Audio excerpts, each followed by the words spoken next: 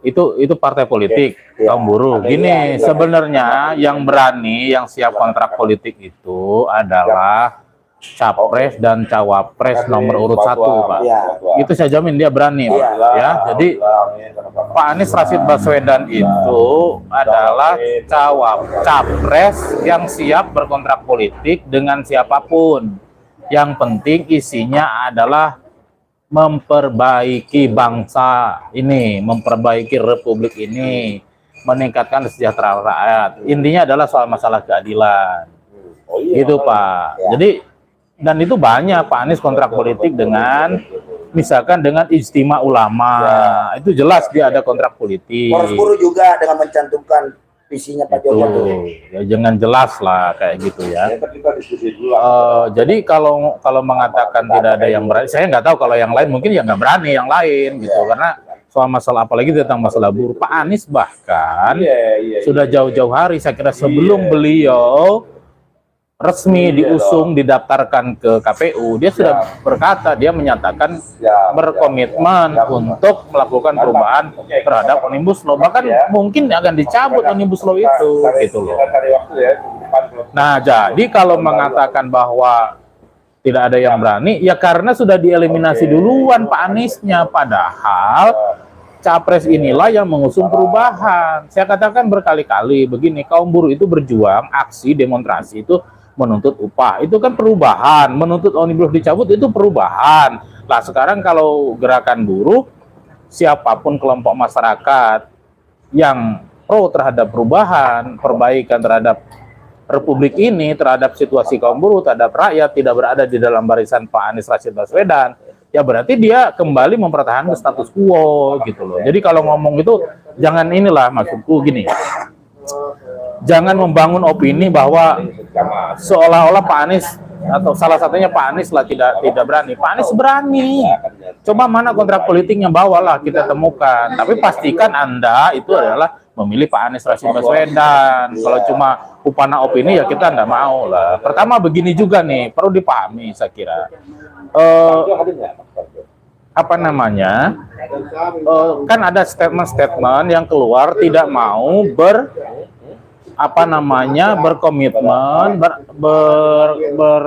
berkoalisi dengan partai politik pengusung, tapi maunya dengan capres cawapres gitu loh. Lah logikanya itu harus dibangun. Ente ini siapa, kawan-kawan ini siapa gitu.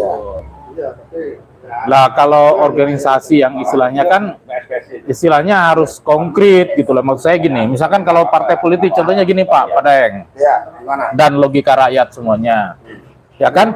Misalkan kita nih partai politik, ya kan? Nah sudah ada di DPR MPR dengan suara besar yang bisa membantu dengan nilai suara kita. Sekarang kan ada presiden threshold, presiden 20%, presiden threshold.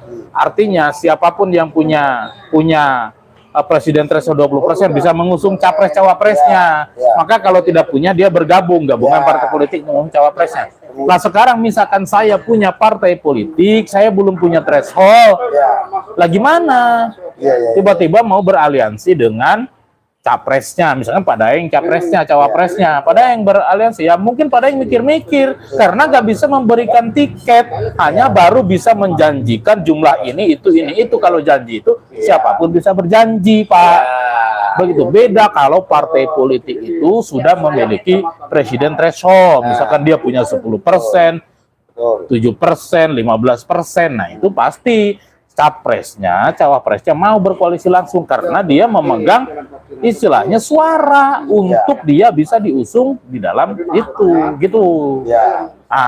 Itu menurut saya juga keliru pemahaman tidak mau berkoalisi dengan itu. Kalau begitu janganlah berbicara seperti itu. Kalau dia mau tetap oposisi, ya kita hargai Pak. Setuju saya tetap oposisi, tapi tidak boleh berarti mengeliminasi, menjelek-jelekan yang lain dan ini itu karena sentimen yang nggak jelas. Menurut saya itu nggak boleh. Ya udah berjuang aja gitu loh. Secara mandiri dalam politik gitu loh. Itu menurut saya di situ. Mudah-mudahan bisa lolos. Lah, iya, kita doakan bisa lolos dan lain sebagainya, bisa meraih suara terbesar. Baru nanti kalau tahun 2009 ketika lolos tahun ini bisa membawa 20% ataupun bahkan kita nanti bisa menghilangkan, kan kita juga berjuang menuntut 0%. Tidak ada presiden threshold tapi harus 0% tuh presiden threshold itu gitu. Kan bisa mengusung. Kalau sekarang kan ada kenyataan undang-undangnya begitu, mau gak mau harus berkoalisi dengan partai pengusungnya. Orang si calon presiden ini dia bisa jadi calon dan wakil calon presiden itu karena diusung oleh partai-partai yang memiliki presiden threshold, baik gabungan ataupun satu partai politik, rata-rata gabungan. Maka kalau dia tidak mau berkoalisi dengan partai-partai yang mengusungnya itu, ya mana partainya mau yang mengusung itu, ente siapa bro? Begitu, sorry ya. Masih baru belagu, ya kan? Itu kata Pak Daeng. Ya, padahal apa sebenarnya ini? Jadi kata partai-partai politik yang mengusung, misalkan begini Pak, kepada grupnya Prabowo, nggak mau berkoalisi dengan partai-partai karena itu rata-rata pengusung omnibus law kan? Terus kata partai-partai itu, sorry ya.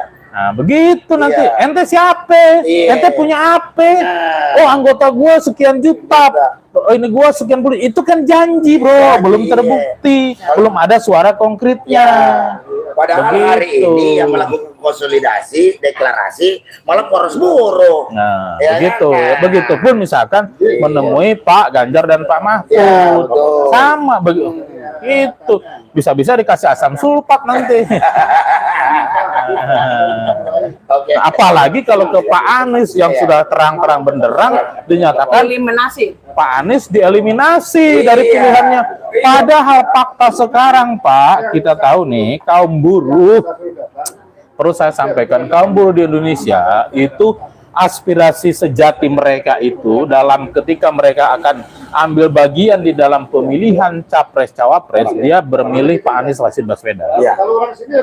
Itu Pak, dan itu terbukti dengan yang kita lakukan misalkan di poros buruh. Sudah nyata-nyata dihadiri oleh ratusan atau puluhan serikat buruh, bahkan di tiap daerah dia bersatu untuk membuat aliansi sama-sama untuk memenangkan Pak Anies Rashid Baswedan. Mulai dari barat, dari sampai ke tengah sampai ke timur, dan sekarang nih kita nih di Jawa Tengah nih Pak, kemarin baru di Kota Semarang kita bikin deklarasi teman-teman serikat pekerja. Sekarang besok kita akan deklarasi lagi teman-teman yang ada di Pati, berbagai macam serikat buruh Pati dan sekitarnya ini, mereka akan deklarasi poros buruh dan menyatakan dukungannya kepada Pak Anies Rashid Baswedan. Artinya apa? Berarti kaum buruh aspirasi bawahnya itu kepada Pak Anies Rashid Baswedan. Jadi kalau sudah dieliminasi oleh salah satu pihak itu kan berarti kan dia sendiri nggak mendengarkan aspirasi sejatinya buruh Indonesia. Begitulah Pak Daeng lah.